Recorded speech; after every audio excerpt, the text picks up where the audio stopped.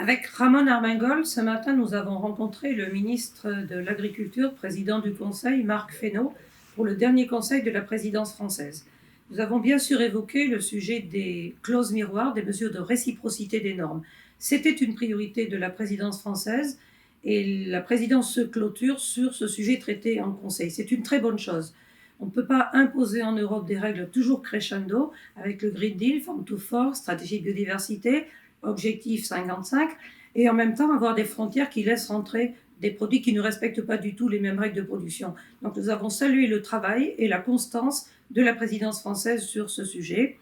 Il y a maintenant les matériaux pour pouvoir vérifier que les conditions de production, pas seulement les conditions de commercialisation, ne mettent pas en distorsion les productions européennes, sinon nous perdrons des productions.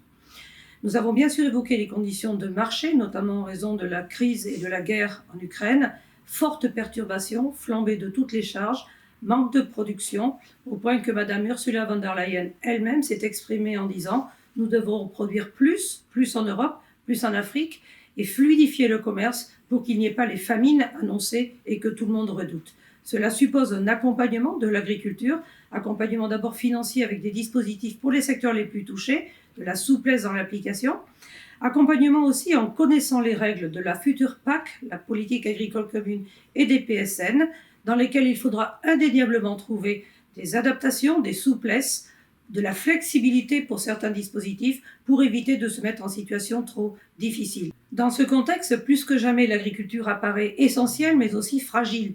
Les événements climatiques qui ont touché bon nombre de pays, avec notamment la grêle qui succède à la sécheresse, des chaleurs caniculaires encore annoncées, montrent la fragilité de la production d'alimentation. Pour toutes ces raisons, l'agriculture a besoin d'être soutenue, plébiscitée aussi, et par les dirigeants et par l'opinion. Nous souhaitons que la présidente tchèque, qui démarre le 1er juillet, poursuive sur cette vision de l'agriculture et Mme Ursula von der Leyen, par ses déclarations, donne du poids au commissaire Wojciechowski pour défendre et la sécurité alimentaire et l'amélioration qualitative et la durabilité de l'agriculture.